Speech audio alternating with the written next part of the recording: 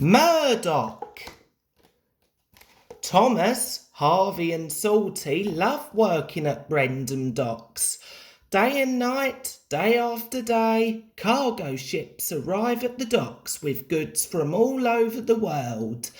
This keeps the engines very busy, but sometimes, after working very hard all day, they are so tired that their axles ache. One day, the Fat Controller decided to bring in a new tender engine to help. The new engine was long and he had 10 wheels. "This is Murdoch," said the Fat Controller. "He is going to pull goods on the main line." "Ahoy, Murdoch!" shouted Salty. "Welcome, Murdoch," called Harvey. "You're the biggest engine I've ever seen," cried Thomas. "You're a chatty lot," said Murdoch quietly. Murdoch didn't like chatty engines or the noisy docks. He liked quiet runs through the countryside, with just the noise of his engine and the trucks for company. Soon, Murdoch was coupled to a long line of heavy trucks. His boiler strained, his wheels started to turn, and the mighty engine chuffed away. But Murdoch didn't puff through the countryside. He puffed through a busy builder's yard, with banging, hammering and drilling all around him. Murdoch longed for some peace and quiet, but everywhere he went it was noisy and crowded. At the end of the day, Murdoch was looking forward to a good night's rest. But when he got back to the engine sheds, Salty and Harvey were full of questions. "What's the longest train you've ever pulled?" asked Harvey. "Have you ever worked in France?" added Salty. "Please," chuffed Murdoch.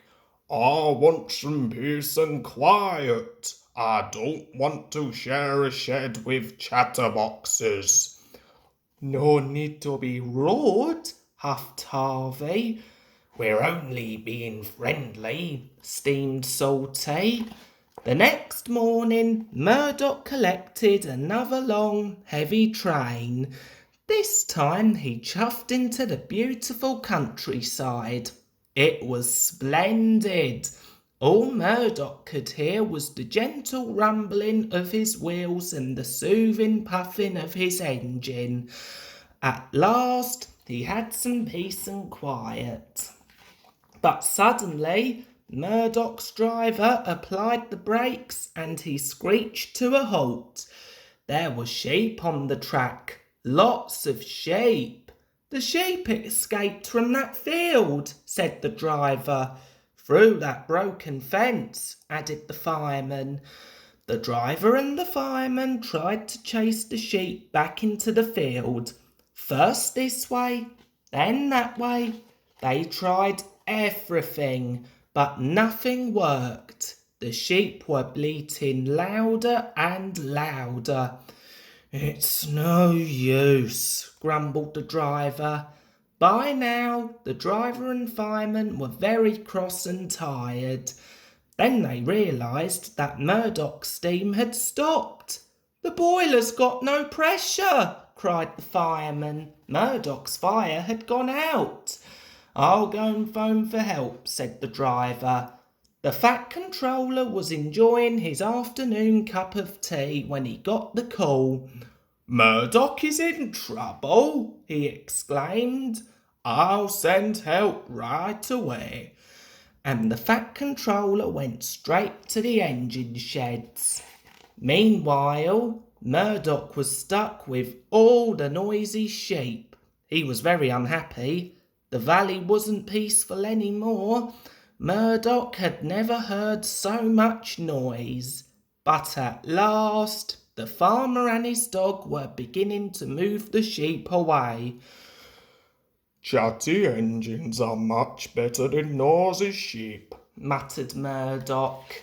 Just then, Salty and Harvey chuffed into view. I'm glad to see you too, exclaimed Murdoch. We'll get you out of here in no time, cried Salty. Before long, Harvey and Salty were hooked up to Murdoch, then with a heave and a huff they chuffed out of the valley together. That night the engines were back in the sheds. Thanks for rescuing me, said Murdoch. I'm sorry I was cross. I'm pleased to share a shed with you. And we're pleased to have you, replied Harvey. Aye, we are, added Salty.